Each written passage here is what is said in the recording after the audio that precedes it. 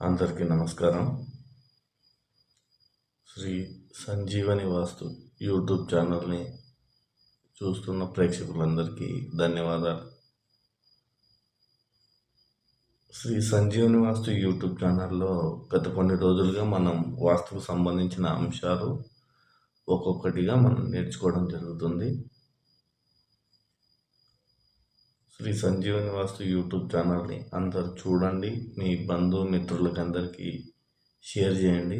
Share చేయడం వల్ల ఏం జరుగుతుంది అంటే, నేను చెప్పబోయే అంశాలన్నీ మీరు నేర్చుకోవడం ద్వారా మీ ఇంట్లో సమస్యల్ని మీకు మీరుగా పరిష్కారం చేసుకోగలుగుతారు. ఎటువంటి వాస్తు వాళ్ళని సంప్రదించాల్సిన అవసరం లేకుండానే మీ సమస్యల్ని మీరు అర్థం చేసుకోగలుగుతారు, పరిష్కారం చేసుకోగలుగుతారు. మరొక ఇంపార్టెంట్ విషయం ఏంటంటే, నా వీడియోని కంటిన్యూగా చూడడం ద్వారా నేను భవిష్యత్తులో చెప్పబోయే వీడియోలన్నీ మీకు అర్థమవుతాయి. నా వీడియోని స్కిప్ చేసినా లేదా చూడకపోయినా నేను భవిష్యత్తులో చెప్పబోయే వీడియోలు అర్థం కావు. కాబట్టి నా సబ్స్క్రైబర్స్ అందరూ అండ్ సబ్స్క్రైబ్ చేసుకోకుండా చూసే వాళ్ళందరూ వీడియోలను కంటిన్యూగా చూడడం అలవాటు చేసుకోండి. వీలైతే నోట్స్ కూడా రాసుకోండి. ప్రస్తుతం మనం వాస్తు పురుష మండలి, ఏకశితి పదవాస్తు మండలి అంటాం కదా. ఈ పదవాస్తు మండలిలో 81 పదాల గురించి మనం తెలుసుకుంటున్నాం. ముందుగా ఈ ఔటర్ లైన్ ఏదైతే ఉందో, ఈ లైన్లో ఉన్న దేవతల గురించి మనం తెలుసుకుంటూ వస్తున్నాం అనమాట. ప్రస్తుతం మనం ఈశాన్యం నుండి నైరుతి వరకు వచ్చినాం. నైరుతిలో 19వ అయినటువంటి సుగ్రీవ, ఈ సుగ్రీవ అనే పదం గురించి మనం తెలుసుకుంటున్నాం ఇవాళ ఎపిసోడ్లో. మీ అందరికీ తెలుసు, ప్రతి పదం యొక్క అర్థం ఏంటనేది కూడా మనం చెప్పడం జరుగుతుంది. మరి ఈరోజు సుగ్రీవ అనే పదానికి అర్థం ఏంటిది అంటే, సుందరమైన మెడ, బలమైన మెడ ఉన్నవాడు అని అర్థం. మెడశాల అంటే, మెడ అంటే తలపైన ఉంటుంది కదా, తల కింద ఉంటుంది. మెడ చాలా సుందరంగా ఉంటుంది, బలమైనది ఉంటుంది.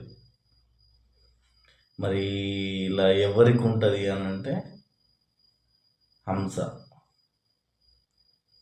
ఈ సుగ్రీవ్ అనే పదాన్ని హంసతో పోలుస్తారు.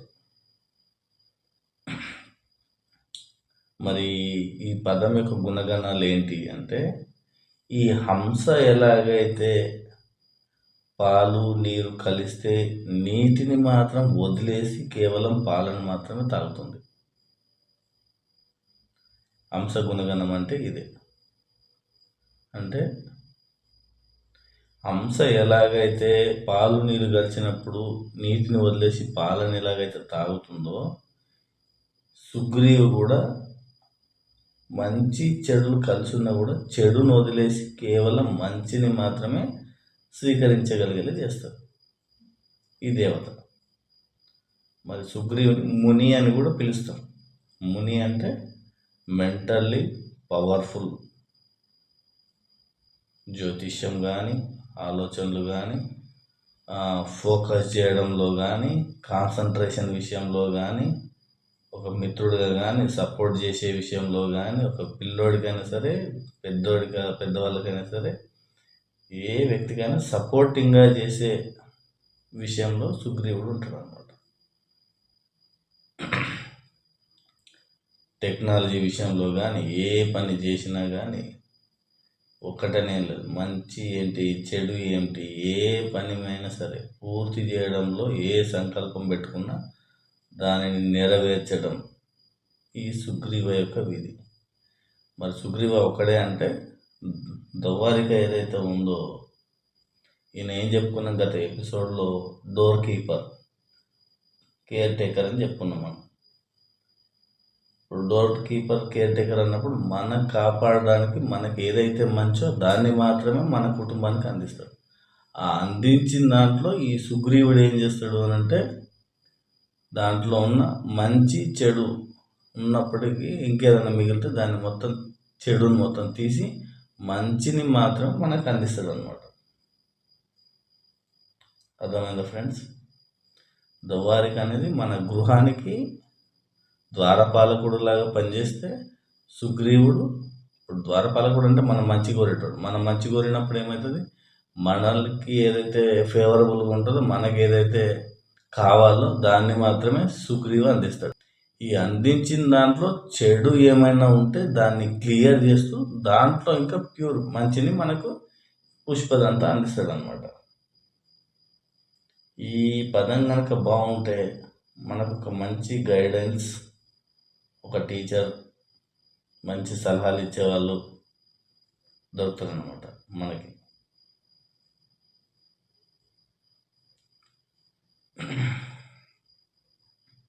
అర్థమైందా ఫ్రెండ్స్?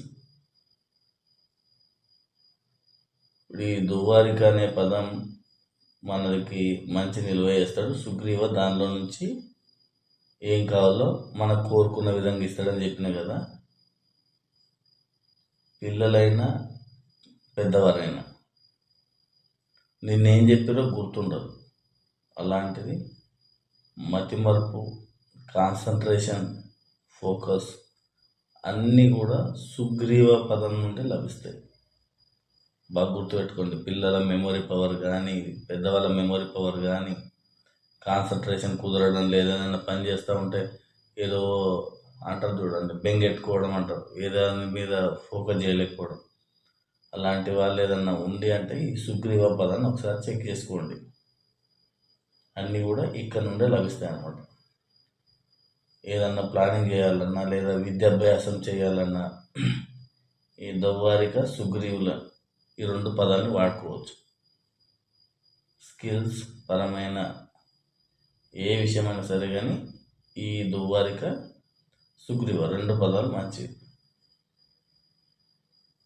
అర్థమైందా ఫ్రెండ్స్? ఇది ఇవాళ వీడియో.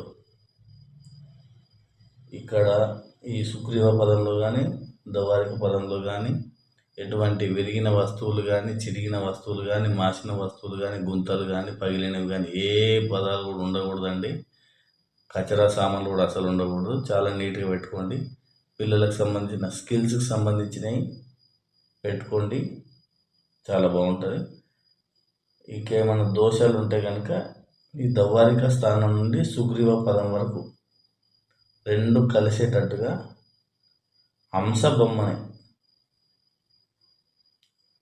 ఏర్పాటు చేసుకోవడం మంచిది. దీనివల్ల ఏమైనా దోషాలు ఉన్నా కూడా కొంచెం క్లియర్ అవుతాయి. సో ఇది ఇవాల్టి వీడియో. ఈ వీడియో కనుక మీ అందరికి నచ్చినట్లయితే లైక్ చేయండి, షేర్ చేయండి, కామెంట్ చేయండి. ధన్యవాదాలు.